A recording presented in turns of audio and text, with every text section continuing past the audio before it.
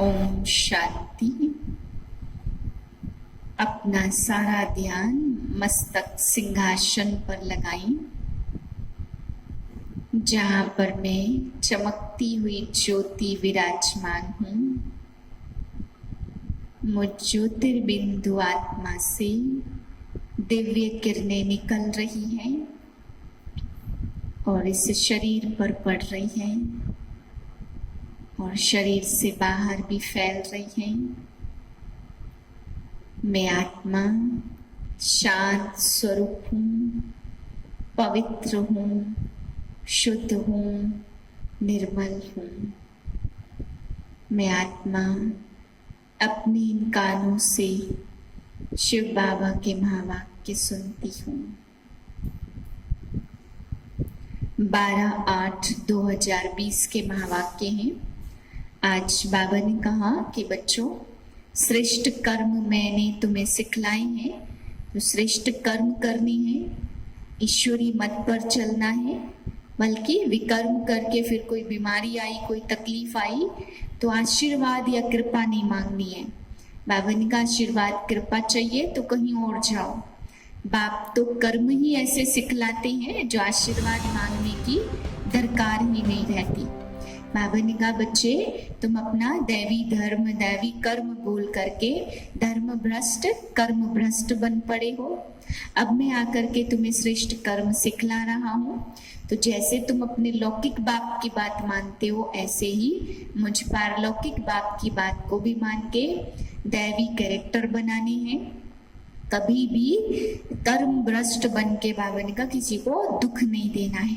ऐसे काम देवता बनने वाले बच्चे नहीं करते, ये आसुरी कैरेक्टर है।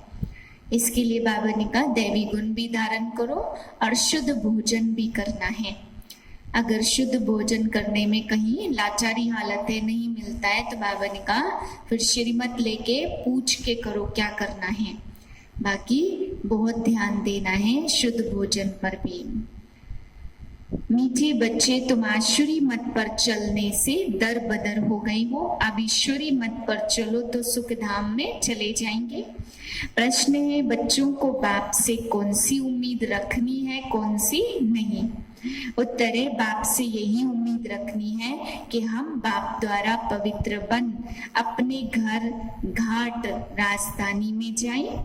बाबा कहते बच्चे मेरे में उम्मीद नहीं रखो कि फलाना बीमार है तो आशीर्वाद मिले।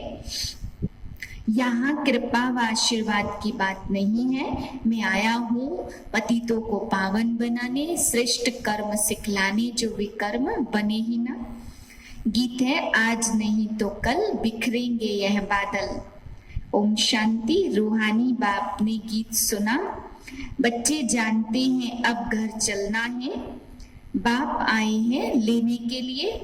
यह याद भी तब रहेगी जब आत्माभिमानी अवस्था में होंगे। देह अभिमान में होंगे तो याद नहीं आएगी।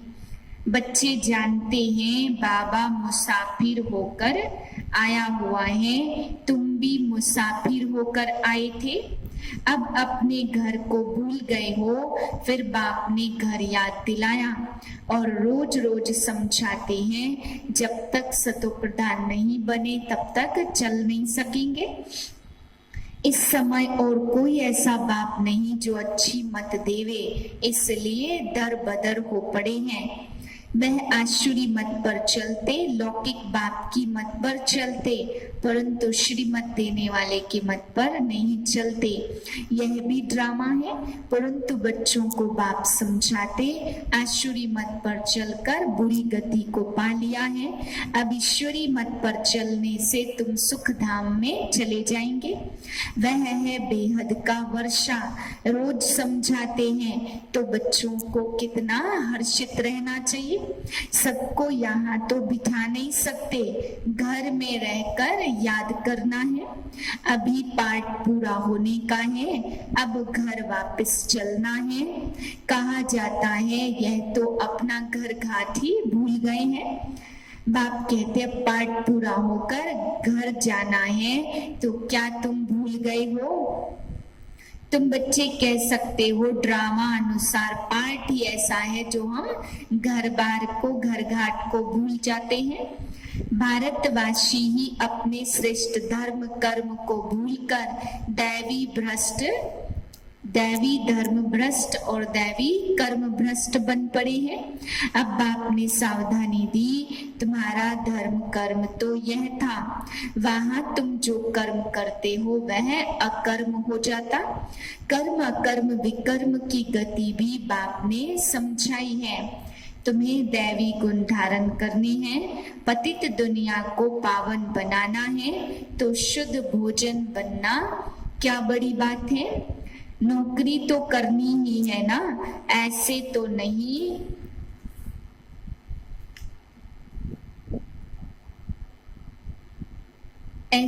नहीं करते हो कि पतित दुनिया को पावन बनाते हो। बाप का बनकर सब कुछ छोड़कर यहाँ आकर बैठ जाएं। कितने ढेर बच्चे हैं, इतने सब तो रह नहीं सकते। रहना सबको है, बाप का बने ग्रस्त व्यवहार में रहना है। यह समझना है मैं आत्मा हूँ, बाबा आया हुआ है। अभी तुम समझते हो बाप का बने, बाप स्वर्ग का मालिक बनाते हैं, उनको हम भूल गए हैं। अब बाबा सुधारने आए हैं तो अच्छी रीति सुधरना चाहिए ना, खुशी में आना चाहिए। बेहद का बाप मिला है। बच्चों से बात ऐसे करते जैसे तुम आत्माएं आपस में करती हो। भक्ति मार्ग में मनुष्य गाते हैं ईश्वर ही सब कुछ करते। बाप कहते मेरा ऐसा पाठ थोड़ी है जो बीमार को अच्छा कर दूं। हमारा पाठ है रास्ता बताना कि तुम पवित्र कैसे बनो। पवित्र बनने से ही तुम घर में भी जा सकेंगे, राजधानी में भी जा सकेंगे।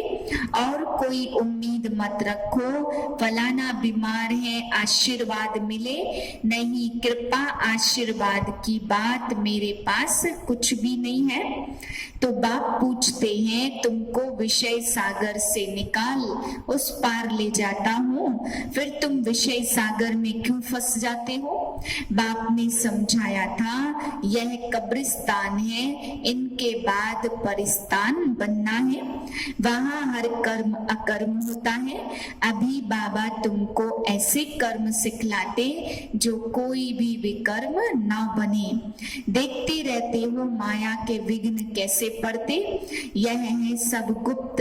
कहते हैं देवताओं और असुरों की युद्ध लगी, फिर कहते पांडव और कौरवों की युद्ध लगी। अब लड़ाई तो एक ही है।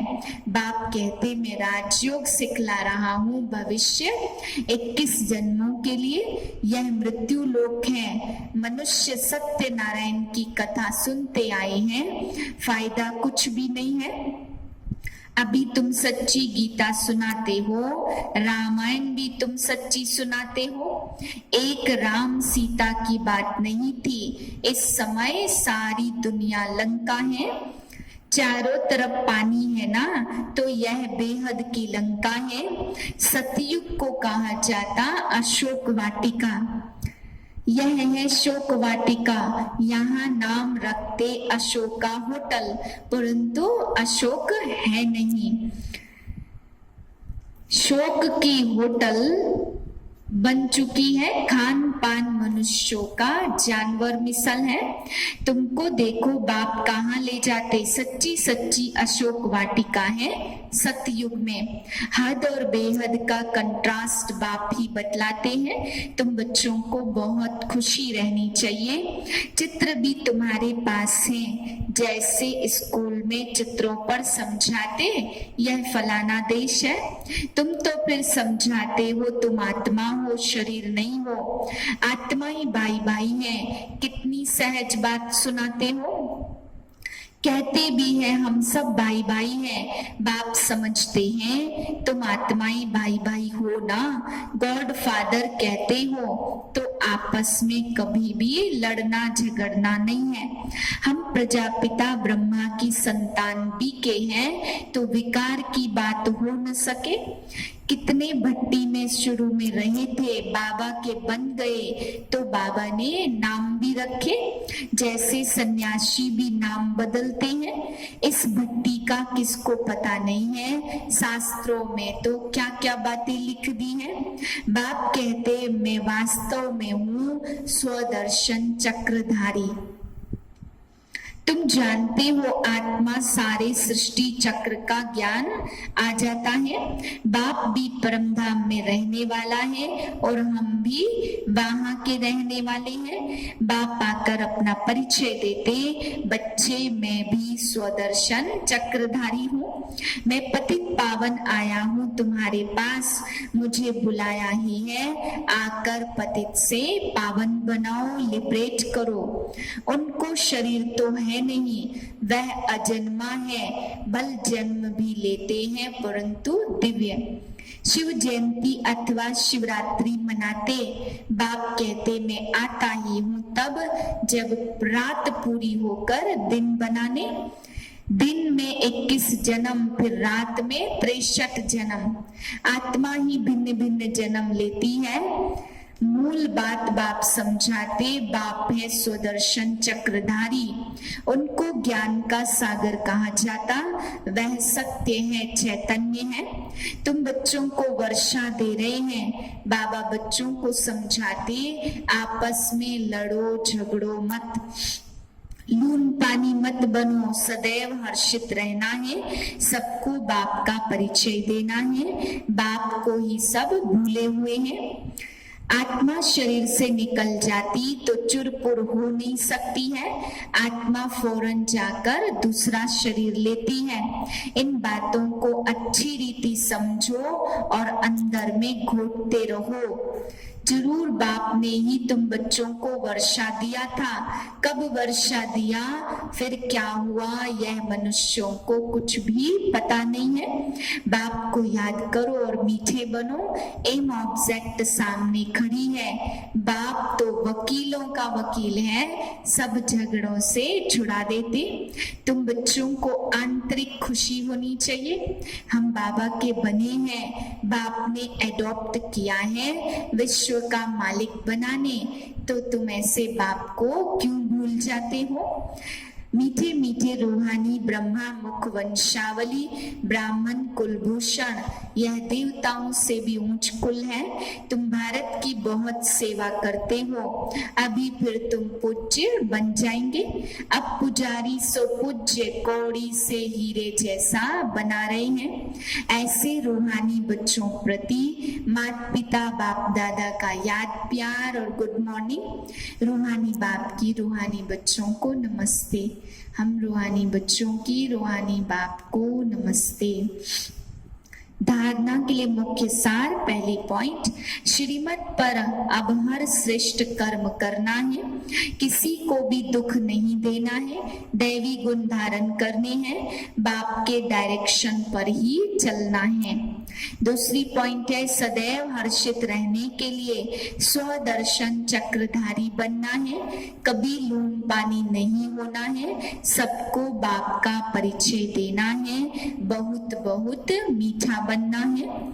वरदान है ब्रह्मा सदा सुखों के सागर में लवलीन रहने वाले अंतर्मुखी भव।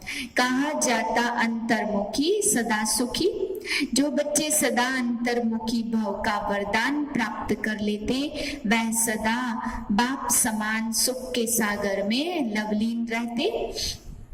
सुखदाता के बच्चे स्वयं भी सुखदाता बन जाते, सर्व आत्माओं को सुख का ही खजाना बांटते हैं। तो अब अंतर्मुखी बन ऐसी संपन्न मूर्ति बन जाओ, जो आपके पास कोई भी किसी भी भावना से आए तो अपनी भावना संपन्न करके जाए। जैसे बाप के खजाने में अप्राप्त कोई वस्तु नहीं, वैसे आप भी बाप समान भरपूर बनो। स्लोगन है रूहानी शान में रहो तो कभी भी अभिमान की फीलिंग नहीं आएगी। ओम शांति।